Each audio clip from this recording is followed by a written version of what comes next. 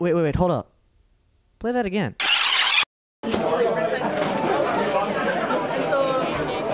Okay. So out of all the kids you just saw, how many of them do you think do drugs? 20%? 50%? 80%? You've probably all heard the rumors around the school about how bad the drug problem is here in Lakeville. The question is, are they true? Is there really a major drug problem in Lakeville, or is this just the way high school life is in general? The answer to whether or not there's a drug problem is all in the numbers. According to the Minnesota Student Survey, a diagnostic anonymous survey given every 3 years to seniors, 84% of Lakeville seniors in 2007 perceived drugs and alcohol to be a school-wide problem. 22% admitted to using marijuana in the previous 12 months. Now that's more than 1 out of 5. Now that seems like a pretty significant amount, so what can be done? Unfortunately, not a lot. Jim Punchikar, a sergeant for the Lakeville Police Force, shows the extent of just how much the police can do. We can make things illegal. We can make things, the penalties can be even more severe than they already are. We can make sanctions and whatever else. It's going to come down to choice and willing to face the consequences if caught. The more alarming statistics pertain to prescription drugs.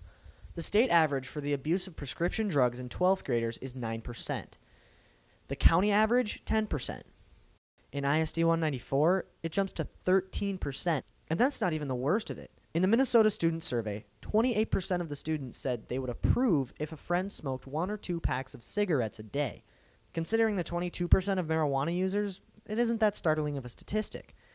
The bad part is that 40% of the students also said they would approve of marijuana use in a close friend. Yes, that's right, more people would approve of marijuana use than tobacco use. Now, of course, any abuse of drugs from acid to Advil calls for attention. The real question is whether or not Lakeville is a drug town, or if this drug problem is a problem elsewhere in the metro area. Elaine Korsch, the chemical coordinator at South, deals with recovering users every day. She lays out her thoughts on where Lakeville stands in comparison to other communities. I don't think we're probably really any different than any other community. I think if you really go into other communities and spend some time with young people, I think they will also say that they believe a lot of chemicals go on in their community also. So, according to someone who works with people who have been there, this is just the way high school is. But what about the people who actually have been there? What do they say? 2 former users, Taylor K. and Tina V., have been sober for more than a year. They share their perspectives on where Lakeville stands. I think that, it's not to the point where it's like severe, but it's just, it could do better, for sure. I don't think it's the way society is or should be. I think Lakeville isn't necessarily a drug town, but it's on the verge of breaking into having a worse reputation, and it has the potential to become one, I think.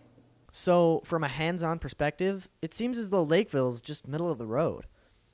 According to each city's annual crime reports, here's a breakdown of how other cities stack up. Up at the top is St. Paul with 11.2 of all of their recorded crimes in 2007 pertaining to drugs. At the bottom of the scale is Edina with only 2.39%. And right in the middle of the road is Lakeville with 5.56%. So, despite the rumors, Lakeville really isn't a drug town. Should we be concerned about chemical abuse in high school and in the community? Well, absolutely, but Lakeville in particular doesn't seem to stick out that much. Punchikar sheds more light on the police force's perspective. I believe that we have an understanding of drug use among our teens.